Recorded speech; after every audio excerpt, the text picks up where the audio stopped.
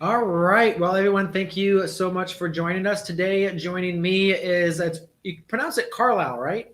That's right, Carlisle. Exactly. So I think I mentioned earlier in an email, Carlisle, we actually live in the town of Carlisle, Ohio. Oh, that's right, you do. Yeah, yeah. I've heard Yeah. of Carlisle, Pennsylvania, but I have not heard of Carlisle, Ohio. Yeah. We're a little tiny. I don't even know if we're considered a town. We're more of a municipality because it's such a small town here in Ohio. But Sure. yeah, we have an 8 acre urban farm within the city limits. So it's a lot of fun. Oh, yeah, wonderful. Yeah. So, Carlisle, talk to me a little bit about your background. How did you get into doing film? So, I guess one way or another, I've gravitated towards the arts one Mm-hmm. way or another. When I was a lot younger, I started out painting, oil painting. I got really into music, playing in bands, stuff like that.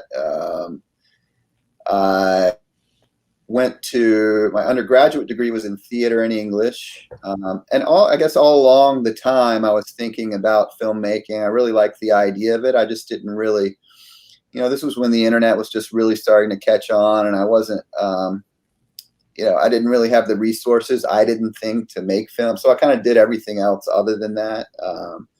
I worked as a mural artist for a while, this, that, the other thing. But anyway, I started to get into photography a lot, and I started doing commercial photography. And along with that, I started doing some film stuff, started doing commercial content, started working with a small production company, yada, yada, yada.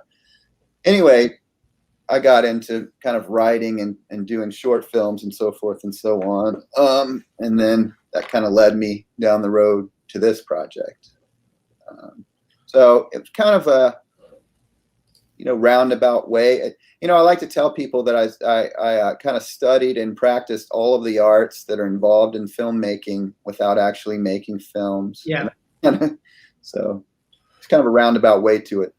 Yeah, absolutely. And we have a bunch of new folks joining us. So, everyone, thank you so much for joining us. We are talking to Carlisle. We are actually discussing the Comfort Farms documentary that he filmed and released a couple months ago.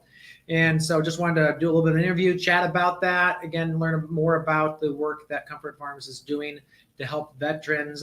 I'd say reintegrate with the society, and then also just kind of more ground themselves back as they come back just from the war, right? Sure. Yeah. Well, yes, Okay. that's absolutely true. But it's also, it's one of kind of the misconceptions when it comes to veterans is that, a veteran, um, a lot, there are plenty of veterans that commit suicide and have issues that come out of the military and have never seen a day of combat. Mm. Um, and, they really, they're aware of that, obviously, at Comfort Farm. So there's people like that there too. It's not all just about combat veterans, although Jon, the founder, is a combat veteran, and a lot of the people involved Mm-hmm.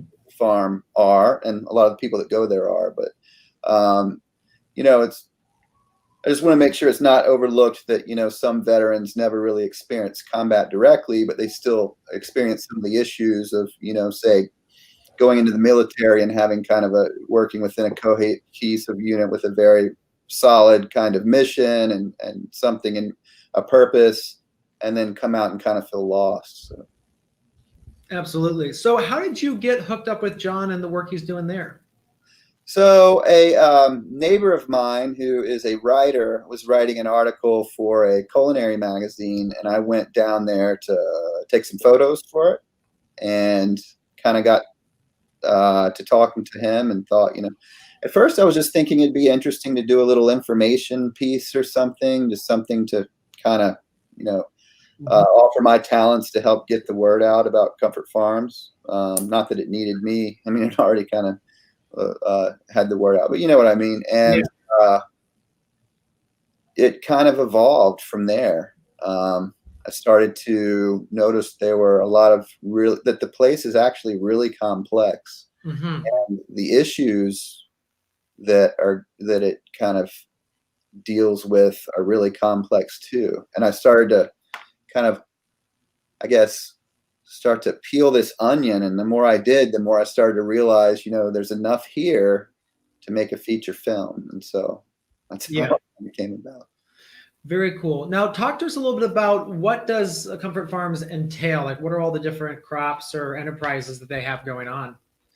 So it's mostly a livestock, like pig farm. I'm not 100% sure of all that they do there. I focused mostly on that. A lot of the filming that I did was during their boucherie. And I know that when I was there, I did some stuff with a guy who was setting up kind of, I guess it's a hydroponic. You got to forgive me. That's totally fine. About farming, really, other than the place. But like a hydroponic setup, and they were doing, they're starting a culinary academy there. So I think they do a little bit of everything, but it's mostly, farm animals, meat, that kind of stuff. So. Yeah, I know they do. Do they do rabbits, or is that the rabbit brought in for cooking? No, they do rabbits. Okay. They do rabbits, the pork. I know they did a big, I believe, community garden too. I know that was a major push that they did recently here. They had some funding for, I think, from Rare Seeds or Baker Creek Seeds. Right, yeah, I know that Jon is really into seeds and so forth, and finding these seeds these not too common seeds. Yeah, the heirloom style. Yeah, and Charlie is asking, what's the film title? Sorry. He said Comfort Farms, a documentary, and you can find it anywhere. Apple, you can find it on iTunes, Amazon. But yeah. So yeah, and Michelle says great film on a great farm / vet cause. Yeah, absolutely. Oh, wonderful. Yeah. So talk to us a little bit about the event they do every year. Because I know it's mainly for veterans or solely for veterans, and it looks like a great production. Well, it's for veterans, but it's also for the local community, and that's one of the interesting things about Comfort Farms is, although it's a veteran-based therapy farm, it's still something that's meant for the local community, and to allow to offer a way for veterans in the local community to kind of come together and help one another, and also kind of discuss. There's one guy in the film that said there's definitely some kind of, I can't remember the phrase that he used exactly, but something like there's a divide or a gap or something between veterans and civilians, and kind of understanding what veterans went through and getting them, having this environment for people to get together like that really helps kind of bridge that gap. But so it's veterans, people from the local community. The boucherie that they're having coming up is, if you're familiar with a boucherie at all, it's a Cajun kind of deal where they get to get community. I guess the tradition of it. There's a guy, Brian Kaiser, who's in the film, who is really, really kind of, I don't know what you'd call him, if you call him an expert on boucheries or whatever, but he was kind of explaining it to me. It's a Cajun tradition where communities come together and offer, I guess, support for one another, support the local community, while also kind of showing respect for the animal that's being slaughtered to offer the sustenance and so forth and so on. And that's what they do there, but there's a twist to it. They make it kind of veteran-centered in the sense that while they honor the animals and come together with the community, they also honor the fallen warriors and so forth. That all the fallen warriors that they know, friends, so forth. People come down with specific requests, or they'll put up a memorial to this person, that person. But just generally to the fallen and those who have fought for the country and so forth. Yeah, I know a large part of it too is having respect for the animals and the food that's being eaten too. So there was talk about a little bit about that, because that was um, the one gentleman, I forget his name, who was actually doing the butchering and some of the cooking. Mhm. I think is doing burning some sage, that kind of stuff. Talk a little bit about that. So that was Brian Kaiser, and yes, I Okay. would say second to kind of like the veteran stuff. What stood out to me as being kind of one of their biggest concerns is the welfare of the animals. And there's one of the things I found interesting about comfort farms is there's almost kind of a paradox to it. Like some would say, how could a meat farm ever be respectful of animals? But Yeah.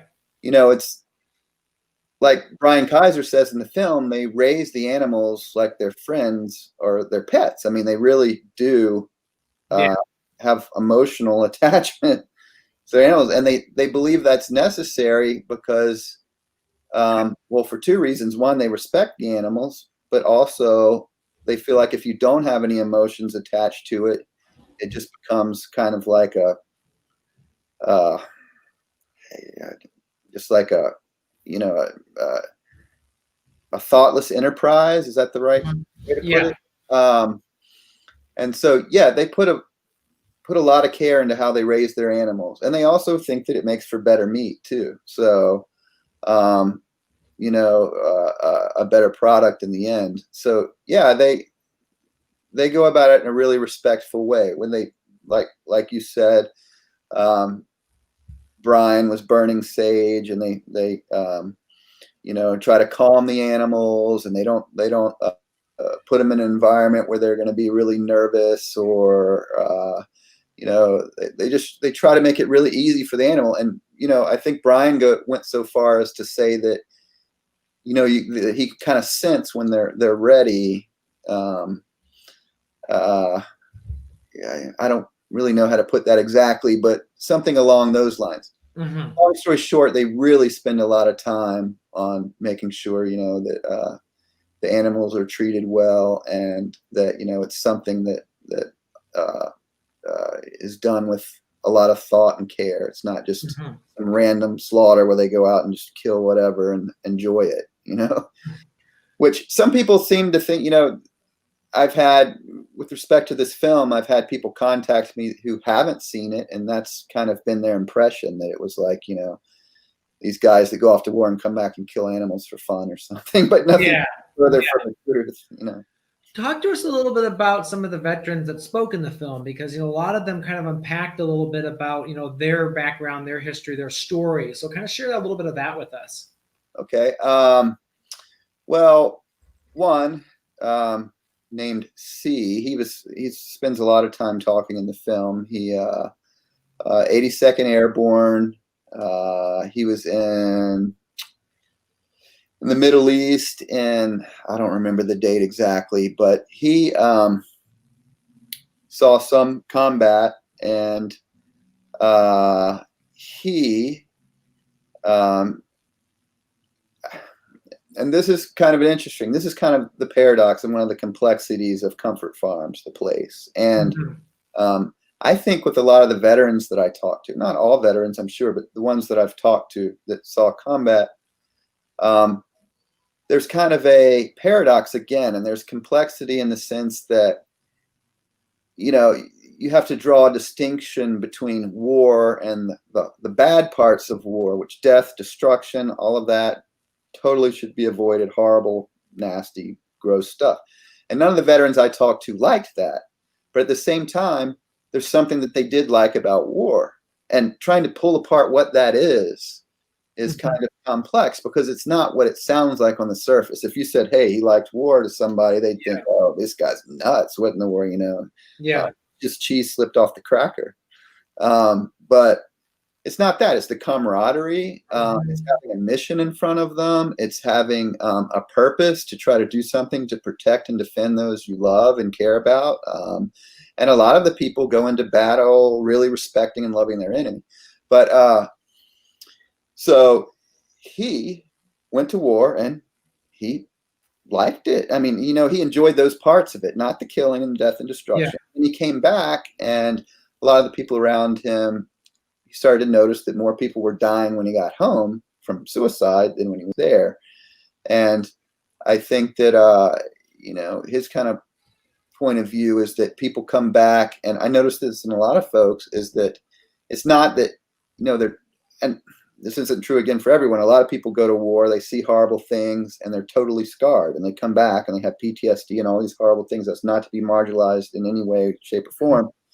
But some come back, and it's not that what they see there scars them as much as coming back and not having the kind of close, when you put people together that closely, and then you have life or death thrown into the mix and all these other things, they establish a real bond. And then coming back and feeling like that's all gone, and you're kind of at a loss, and any kind of adrenaline or experience of kind of the real intense experience isn't there anymore. And it's some people feel lost and want to turn the gun on themselves. So that was kind of his experience. Jon, of course, the founder of the farm, tried to commit suicide. He was in a room alone, contemplating it. He felt like he had lost what it meant to be a warrior. He just kind of felt purposeless, or felt like he had no purpose. And he had a gun, and his son walked in the room, and his young son, and he had a change of heart, and started looking for ways to volunteer, and that's how he came to start the farm. But both of them, and then there was another guy that tried to commit suicide too, that I interviewed, that was helped by the farm.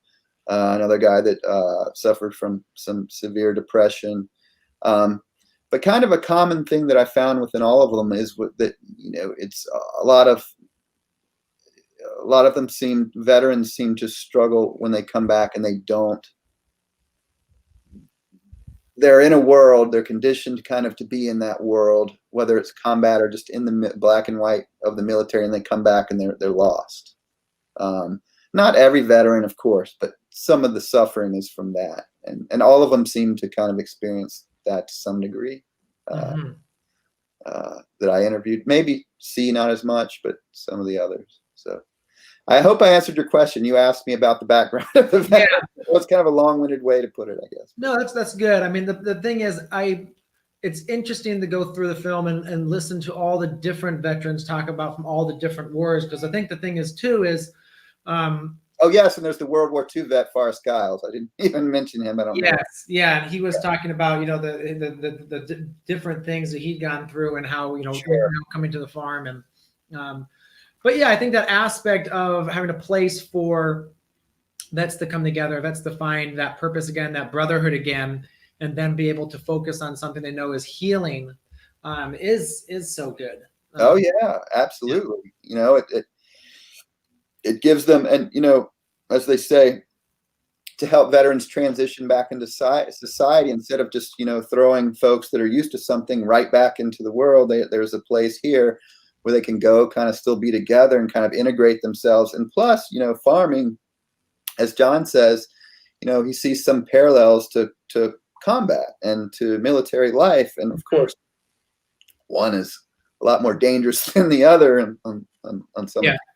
But just kind of the rigors and having to deal, he says, putting distance between the enemy, and that's what he thinks about when he has a small farm versus big farm, and all this kind of stuff, and water troubles, and he talks about all the difficulties of trying to think on the fly, and all this, the things that come with running a farm, and how those things really are a good mission for a lot of veterans who are still looking to serve again. And that's kind of this thing, is a lot of veterans come back and they want a new way to serve.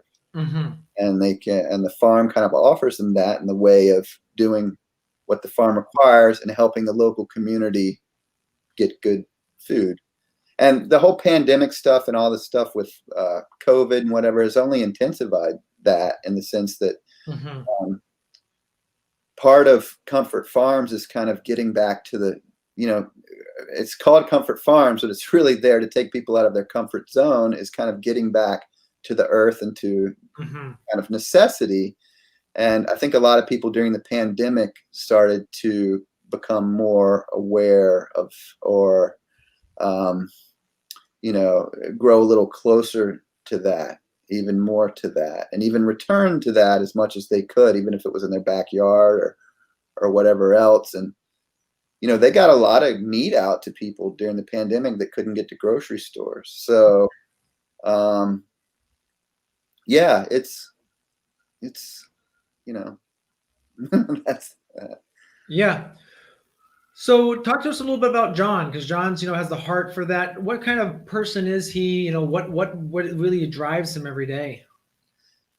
well, I would say the first thing he is well, he's very devoted, very loyal, and I would say very brave. He's a warrior, Mm-hmm. really. I mean, that's what he went to do, but that hasn't left him. It's kind of continued in what he does now. I mean,